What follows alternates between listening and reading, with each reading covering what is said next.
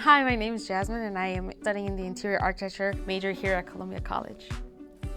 I started off with arts and crafts, so I would just take popsicle sticks and just break them and then make animals out of them and give them to my sisters as gifts. And so then I went into more painting. Then I was kind of more of making sculptures, and then I was kind of into photography and then illustrations. That's what I like most about art. I think it just allows you to be creative in any type of way. Some of the aspects that drew me to the interior architecture field was because I went to high school and they had career-based classes. That kind of drove me into thinking about architecture, but then I also really liked kind of being more on the design side, exploring color and textures and materials as well. So I thought that kind of combining interior design with architecture was the perfect fit for me. I was introduced to the Chicago Architecture Center and I did a teen fellowship with them, and that was for 2 years. So I think it just kind of like molded my mind at a young age to start thinking about space and exploring it.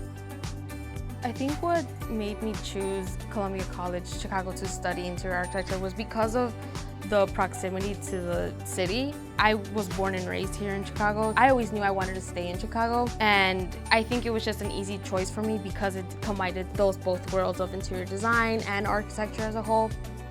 Some of my hobbies outside of my major is going to the Art Institute. I love to see the types of techniques that they use. I think I always try to get inspiration from other artists, so I think any exposure to that always helps.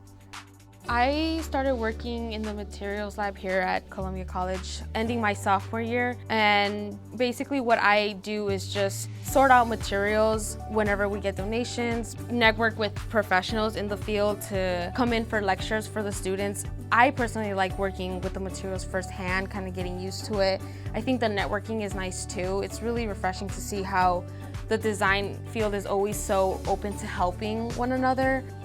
Some of the experiences I've been able to gain studying interior architecture probably has been how human interactions work within a space. I think that when we are designing a space, we sometimes tend to forget that real users will be using it. So within my own work, when I'm trying to design a space for a certain use, I try to think about how the user will experience it and move around it.